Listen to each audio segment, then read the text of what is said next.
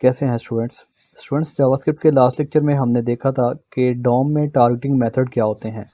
आज के लेक्चर में हम देखने वाले हैं कि टारगेटिंग मेथड को यूज़ करके हम क्या कुछ कर सकते हैं।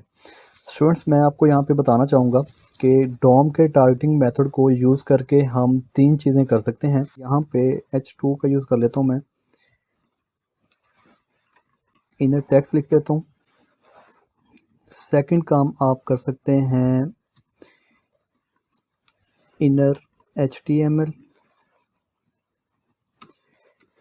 तीसरी चीज़ जो आप कर सकते हैं गेट एट्रीब्यूट कर सकते हैं। डॉम के टारगेटिंग मेथड को यूज़ करके हम 3 काम कर सकते हैं। इनर टेक्स्ट आप गेट कर सकते हैं, इनर HTML गेट कर सकते हैं और आप एट्रीब्यूट्स को गेट कर सकते हैं। इनको किस तरह से गेट कर सकते हैं तो इसके लिए हम प्रैक्टिकल स्टार्ट करते हैं। इनको फ़िलहाल मैं ख़त्म कर रहा हूँ और यहाँ पे मैं एक H2 लिख देता हूँ। यहाँ पे लिख देता हूँ गेट नॉलेज और एक H3 यूज़ कर लेता हूँ जिसमें मैं लिख देता हूँ वेब डेवलपमेंट।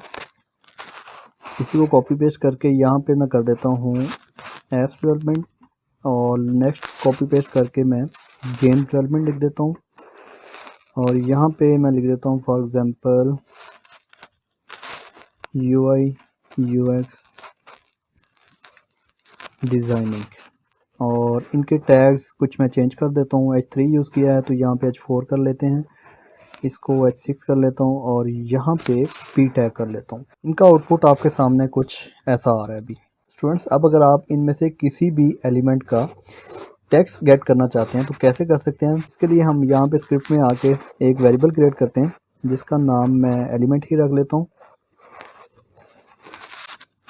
और यहाँ पे हम यूज़ करेंगे element equal to document dot get element by ID को ही यूज़ कर लेते हैं और यहाँ पे हमें आईडी असाइन करनी पड़ेगी।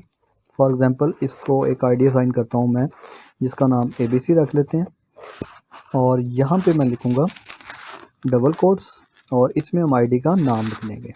अब फॉर एग्जांपल आप चाहते हैं कि आपको मालूम हो जाए जिस एलिमेंट में ये आईडी लगी है इसमें जो टेक्स्ट लिखा हुआ है वो टेक्स्ट क्या लिखा हुआ है। तो इसके लिए आप यहाँ पे लिखेंगे डॉट, यहाँ पे लिखेंगे इनर टेक्स्ट और यहाँ पे अब हम कंसोल में इसको देखेंगे कंसोल डॉट लॉग और इसमें लिख देंगे एलिमेंट। कंसोल ओपन करता हूँ, इंस्पेक्ट करते हैं और यहाँ पे आपको कंसोल मिलेगा। इसको थोड़ा सा नीचे कर देता हूँ।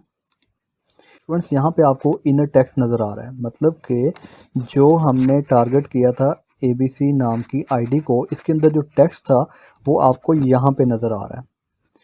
इसी तरह फॉर एग्जांपल हम इसमें एक आईडी और असाइन कर देते हैं जिसका नाम XYZ रख लेते हैं। अब हम यहाँ पे इस आईडी को कर देते हैं XYZ।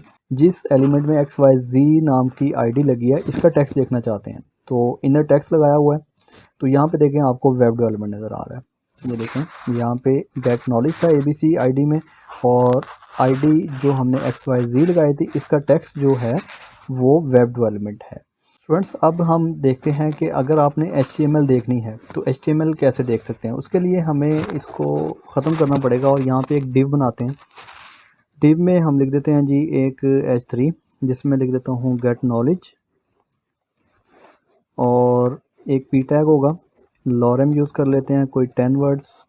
इसके बाद एक इमेज टैग का यूज़ कर लेता हूँ, सिर्फ टैग यूज़ करूँगा और इसके बाद एक स्पैन टैग का यूज़ कर लेते हैं और इसके बाद एक फॉर एग्जांपल UL और इसमें LI लिस्ट बना लेते हैं। यहाँ पे लिख देते हैं वेब। अब हम इसको एक आईडी असाइन करते हैं। आईडी का नाम हम फॉर एग्जांपल बॉक्स रख लेते हैं। अब हम इस बॉक्स को टारगेट करेंगे तो टारगेट करने के लिए document dot get element by ID का नाम क्या है हमारी, जिसका नाम है बॉक्स। अब हम यहाँ पे डॉट इनर टेक्स्ट की बजाय अब मैं आपको इनर टेक्स्ट भी दिखा देता हूँ एक दफ़ा। अब यहाँ पे स्टूडेंट्स आपको सिर्फ टेक्स्ट नज़र आ रहा है।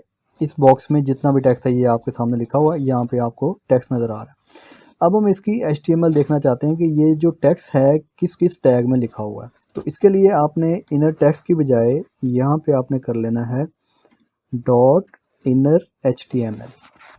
अब इसका आउटपुट देखते हैं तो स्टूडेंट्स ये देखें आपके सामने HTML टैग्स के साथ नज़र आ रहा है। H3 के अंदर ये गेट नॉलेज लिखा हुआ है ये वाला, और लॉरम लिखा हुआ है हमने, फिर इसके बाद IMG टैग आ रहा है, फिर स्पैन टैग आ रहा है, फिर अनऑर्डर लिस्ट आ रही है, फिर उसमें LI टैग्स आ रहे हैं। इस तरह से स्टूडेंट्स आप इनर HTML भी गेट कर सकते हैं।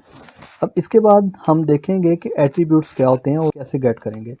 इसके लिए हम यहाँ पे ID के बाद एक क्लास का यूज़ कर लेते हैं। क्लास का नाम ABC लगा देता हूँ। इसके बाद हम यहाँ पे इनर HTML की बजाय कर देते हैं डॉट एट्रीब्यूट्स।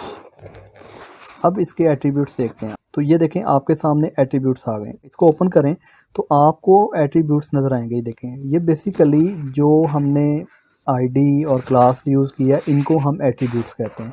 तो यहाँ पे आपको एट्रीब्यूट्स नज़र आ रहे हैं। 0 इंडेक्स पे ID है, पहले इंडेक्स पे क्लास है, और इसके बाद लेंथ आपको बता रहा है 2।